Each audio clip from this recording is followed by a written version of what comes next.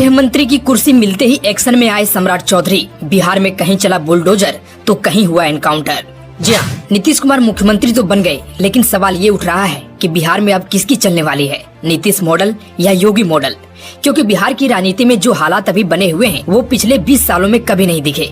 पहली बार ऐसी तस्वीर सामने आई जहां मुख्यमंत्री तो नीतीश कुमार हैं, लेकिन पूरा बिहार चर्चा कर रहा है सम्राट चौधरी की।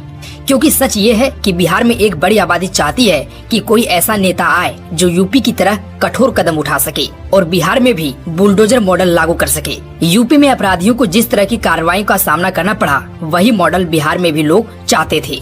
लेकिन अब जो तस्वीर सामने आई है वह बिल्कुल नई है। नीतीश कुमार ने पहली बार गृह मंत्रालय अपने पास रखने के बजाय सम्राट चौधरी को दे दिया और यहीं से कहानी बदल गई। पिछले 20 साल में नीतीश कुमार ने कभी अपने पास से गृह मंत्रालय को नहीं हटाया और किसी भी राज्य में सबसे ज्यादा ताकत अगर किसी मंत्रालय में है तो वो है गृह मंत्रालय। यूपी में योगी आदित्यनाथ बुलडोजर चलाते हैं, एनकाउंटर की अनुमति देते हैं क्योंकि वे खुद गृह मंत्री भी हैं। लेकिन बिहार में पहली बार ऐसा हुआ कि नीतीश कुमार ने यह शक्ति अपने हाथ से छोड़कर पूरी तरह सम्राट चौधरी को दे दी। अब ये सवाल बहुत बड़ा है कि आखिर सम्राट चौधरी को ही क्यों चुना गया। तो इसका जवाब मिलता है अमित शाह की उस रैली से जो उन्होंने मुंगेर में की थी। वहां अमित शाह ने कहा था कि तारापुर से सम्राट चौधरी को जिताइए, हम इन्हें बड़ा आदमी बना देंगे। सम्राट चौधरी को बड़ा पद मिलेगा और वो मिला भी। लेकिन सिर्फ पद नहीं मिला बल्कि ऐसा मंत्रालय मिला जो बिहार में अगले 5 साल तय करेगा कि कानून व्यवस्था कैसी होगी और क्या बिहार में बुलडोजर चलेगा या नहीं। वही सोशल मीडिया पर दावा किया जा रहा है कि सम्राट चौधरी ने 1000 नए बुलडोजर तैयार करने का आदेश दे दिया है, जिससे लग रहा है कि माहौल ऐसा जरूर बन गया है कि बिहार में बड़े एक्शन की प्लानिंग है।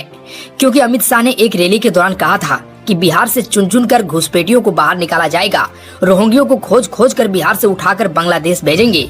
इसके लिए जिस तरह का नेता चाहिए होता है जो बिना डर के कठोर निर्णय ले सके, वह चेहरा सम्राट चौधरी को माना जा रहा है। नीतीश कुमार सुशासन बाबू जरूर हैं, लेकिन वे घुसपैठियों पर शायद उतना खुलकर नहीं बोलते थे जितना बोलना चाहिए। लेकिन सम्राट चौधरी के आने से राजनीतिक माहौल बदल गया है। सम्राट चौधरी ने 1990 में राजनीति शुरू की, वो भी आरजेडी से। राबड़ी देवी सरकार में कृषि मंत्री भी बने, लेकिन कम उम्र के कारण इस्तीफा देना पड़ा। फिर बीजेपी में आए और इतनी तेजी से उभरे कि आज बिहार के सबसे बड़े चेहरों में शामिल है। यही वजह है कि तेजस्वी यादव सबसे ज्यादा असहज दिख रहे हैं। अब सवाल आपसे कि क्या बिहार में योगी स्टाइल एक्शन जरूरी है? क्या बिहार में कड़क कानून व्यवस्था चाहिए?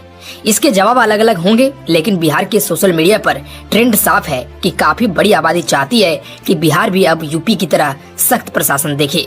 क्योंकि नीतीश कुमार तो मुख्यमंत्री जरूर हैं, लेकिन बिहार की असली कुर्सी की चाबी सम्राट चौधरी के हाथ में है।